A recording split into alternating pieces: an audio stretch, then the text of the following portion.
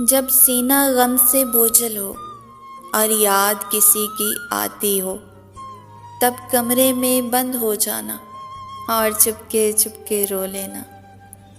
जब आंखें बागी हो जाएं और याद मेरी में भर आए, फिर खुद को धोखा मत देना, बस तुम चुपके चुपके रो लेना।